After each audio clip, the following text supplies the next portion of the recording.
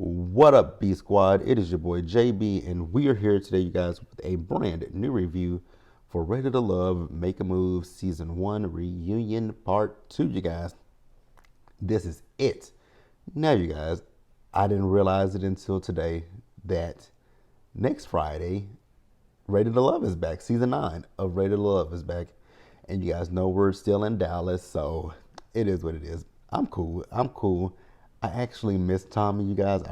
I have to say it. I've missed Tommy. I've missed doing my nephew Tommy voice. So we'll be back with that. Now, before we go ahead and get into this review, it won't be that long, by the way. But before we get into this review, if you guys are watching this video or any other video on the channel and you guys aren't subscribed yet, then I need you guys to do me a solid favor and stop taking me out on this date and having me pay for it at the end of it.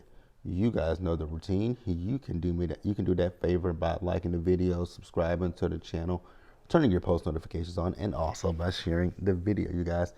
And with that out of the way, without further ado, let's discuss Ready to Love, Make a Move, shall we? All right, you guys. Now, as I stated, this is not going to be that lengthy at all because for me personally, it didn't give me enough to like go 20 minutes. Now, if I go off on a tangent and start rambling, then you guys will get a 20-minute video, but I don't expect it to be that long. Also, a little heads up, you guys.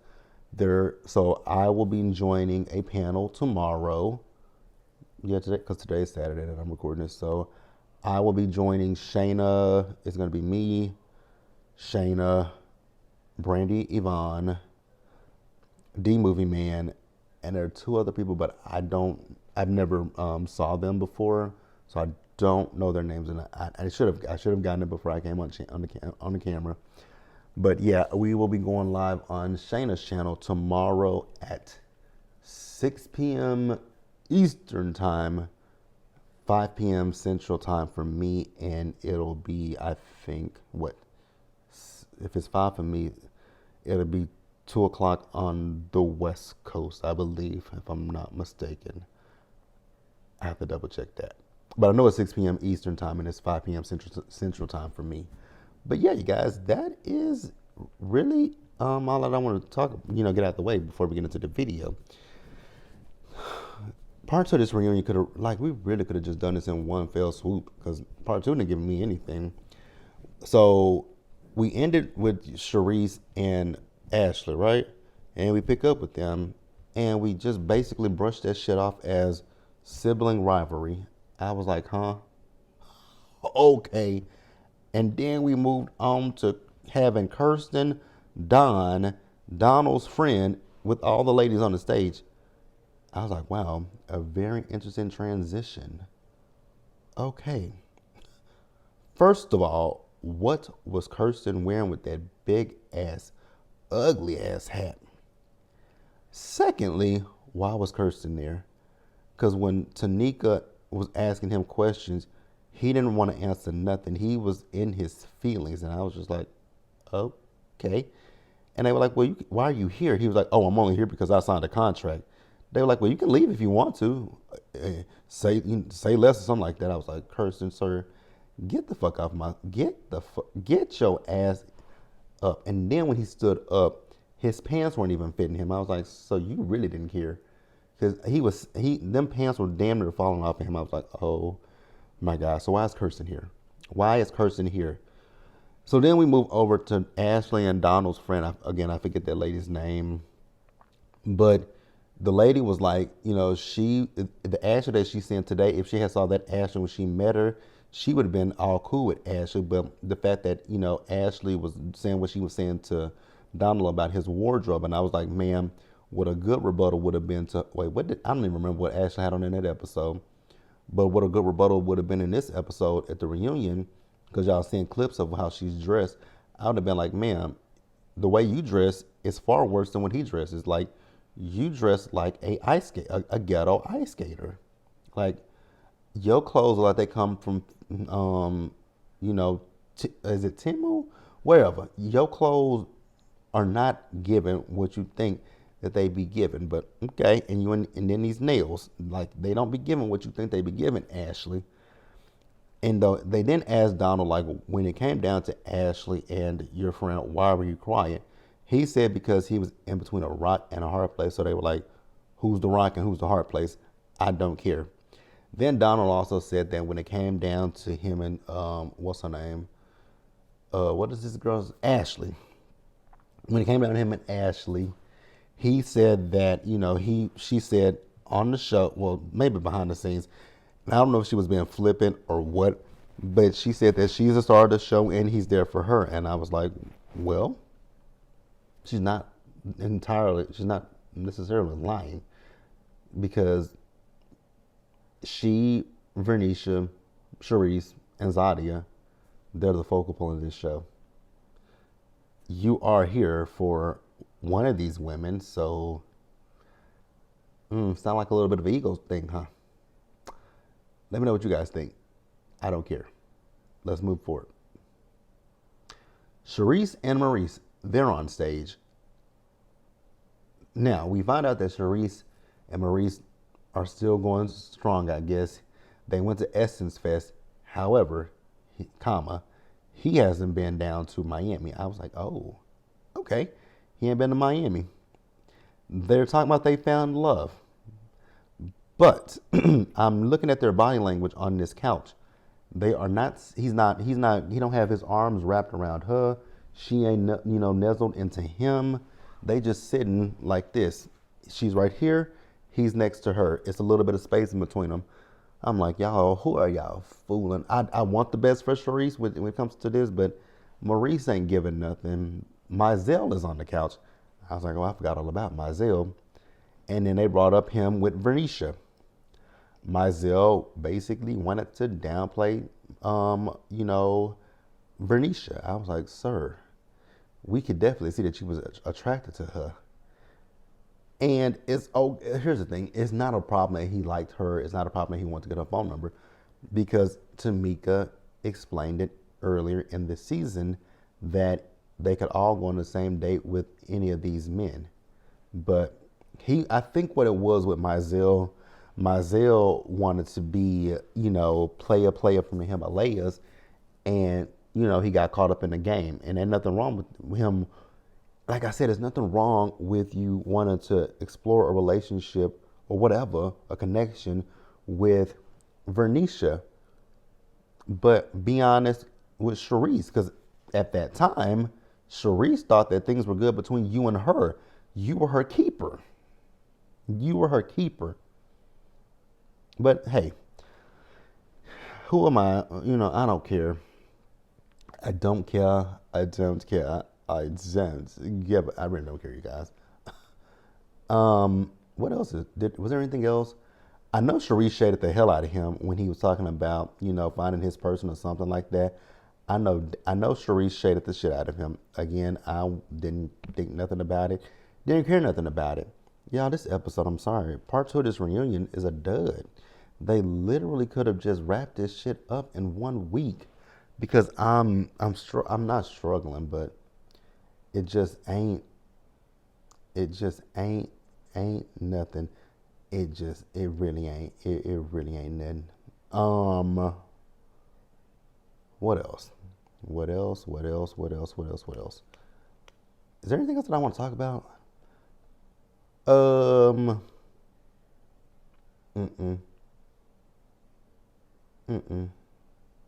Nope. Not with my Zelle. So let's pause here and move forward, you guys. Next up, you guys, Vernisha. She's up next. So we got Jabari and Tabari both on stage with us. And yeah, we could have kept this one too. I'm sorry, you guys. For me, the reunion part 2. Now, Shayna, we're gonna have a conversation about this picture that you put up for the thumbnail with me. Oh wow, it's not a bad picture, but damn, it ain't my most flattering. It ain't my favorite picture. It's not my favorite picture, but it's fine. It is what it is. Vernisha and Tabari. What else? What is there to say? There was no connect. I don't think there was a connection with either Jabari or Tabari. I think Vernicia was always going to have some kind of reservations with both of them. And the interesting thing with Vernicia that I noticed, she didn't do the same thing as she did on her season of Ready to Love, where she locked in with Joel and rocked with him up until the end. But she rocked with Jabari for quite a while. She kept Jabari for quite a while, and then she ended it with Jabari, and then she rolled with Tabari all the way down to the end. So it's very interesting that it's kind of like I said, a little bit of a pattern. You didn't keep Jabari all the way, and you didn't you kept Tabari damn near until the end. Like, I'm noticing that. I noticed that. And we talked about Jabari, and we all know that the issues that she had with Jabari was the fact that Jabari has a structured lifestyle, whereas with her lifestyle is not as structured, right? She is an entrepreneur and she has irregular hours. She does shut down when she gets home, but there still could be instances where, she's probably up to 1 and 2 in the morning still working. And Jabari is a traditional man and he expects for his woman to, I guess cater to him and stuff like that. Hey, you live your life however you want to live it. And if he said he's dating someone and she's what he wants, congratulations, right? So then we move over to Tabari. So Tabari feels a way about how things ended with he and Vernicia. And so I actually agree with Tabari, right? I don't think Vernicia did the right thing by him. My problem with Vernicia was, and I've said it plenty of times and I'll say it one more time, my problem with Vernicia came in was when you knew that you didn't like. We saw it for weeks on the show, watching it, that she didn't like that man, and you continue to say I'm gonna keep him, but there wasn't anything there.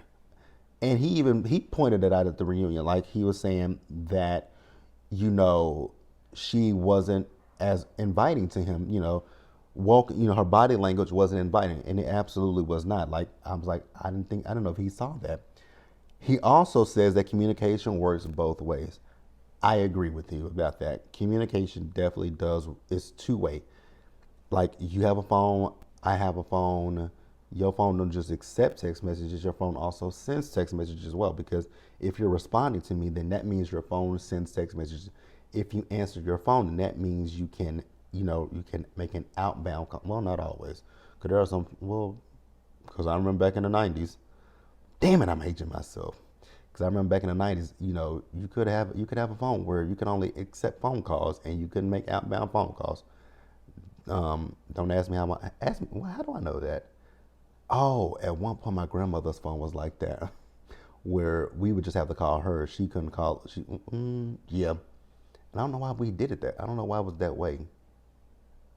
I don't know why it was that way, but at one point her phone was like that. I think because at that time it was a little bit cheaper, and she was the only person in the house.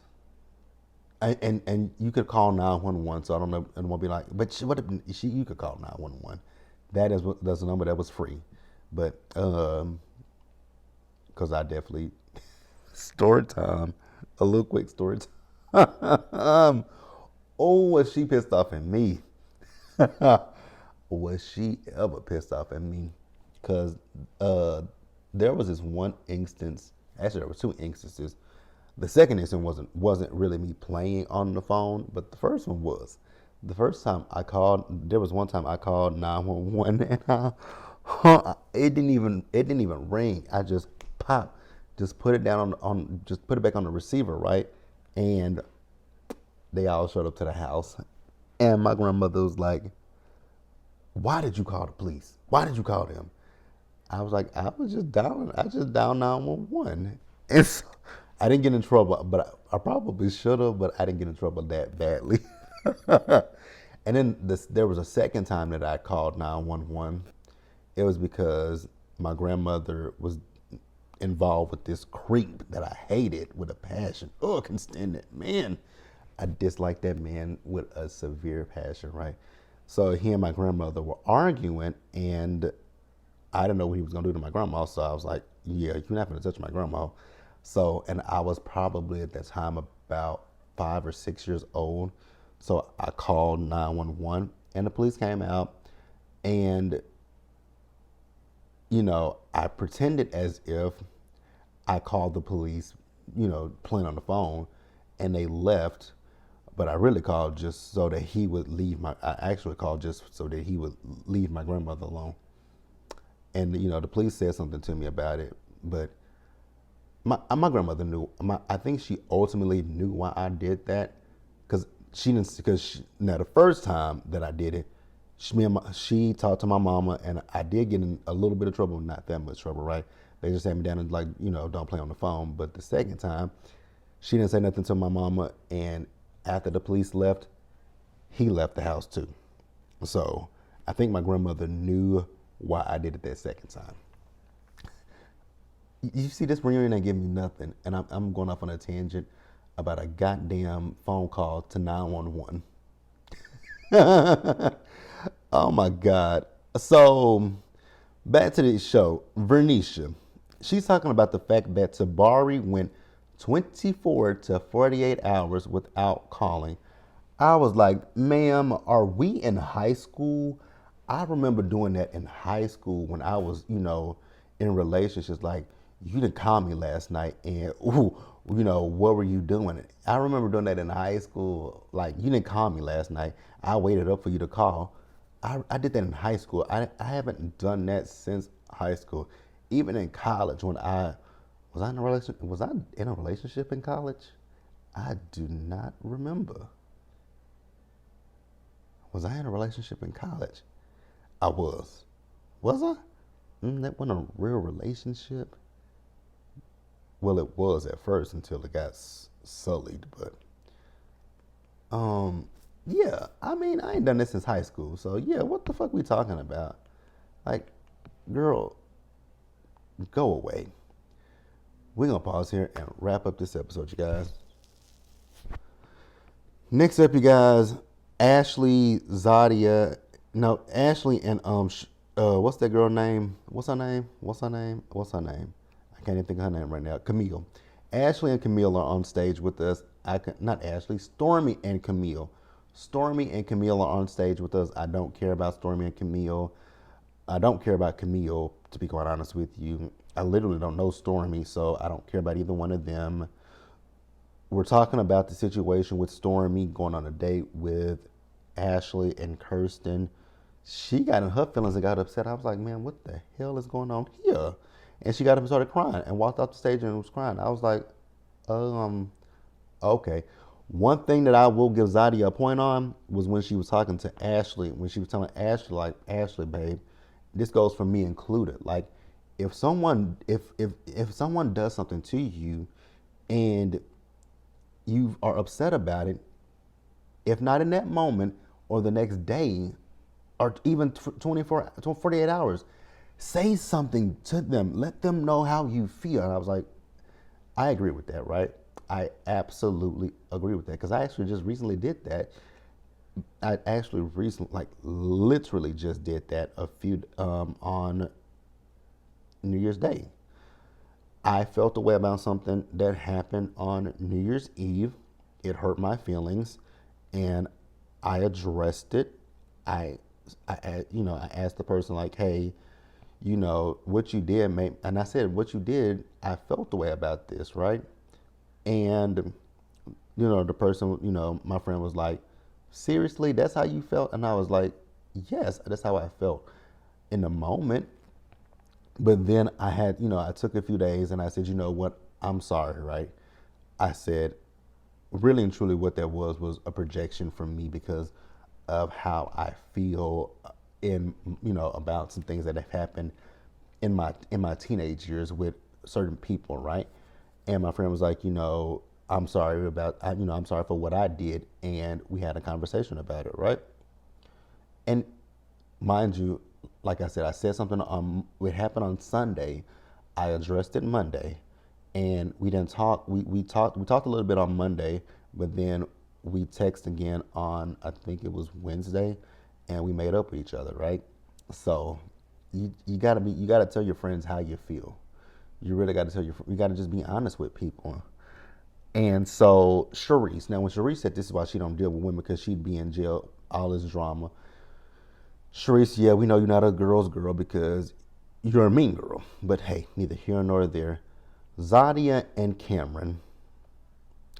It ain't much for me to say with Zadia and Cameron, you guys, because Zadia played herself. Cameron told you on multiple occasions how he felt. You just ignored the warning signs. Like, you literally ignored what that man said to you. But okay. And then you got mad when he said, when he ended the process, it was a relief. I'm sure it was a relief. Like, girl, girl, girl. Let me know what you guys thought about this episode. And damn it, I made this a 20-minute review. But that is also because I rambled. Yeah, you guys, let me know what you guys thought about this in the comment section below. Subscribe to the channel. Turn on your post notifications. Share the video, you guys. And until the next time, stay safe. Take care of yourselves, you guys. Wash your hands. Be blessed. And I will see you guys in the next one. And also, you guys, like I said, be sure to join us tomorrow on Shayna's channel. The panel is going to be at 6 p.m. Eastern Time, 5 p.m. Central Time. And like I said, it's going to be hosted by Shayna. It's me, Shayna, D Movie Man, Brandy Yvonne. Like I said, you guys, there's 2 other people, but I've just never saw them. And I can see their names on my screen because I'm looking at the thumbnail that Shayna created, but I ain't got my I don't have my glasses on, so I can't really see I can't really see it because it's kind of small. So I don't have my glasses on, but I will meet those 2. I'm pretty sure, I think they're 2 young ladies. I'll meet them tomorrow for the first time, and I'll plug them as well, you guys. Once I, I'll post it on my community tab sometime today. Yeah, you guys, that's all I got. If I left anything out, y'all know what to do. Leave it down below. Bye. 20 minutes for this.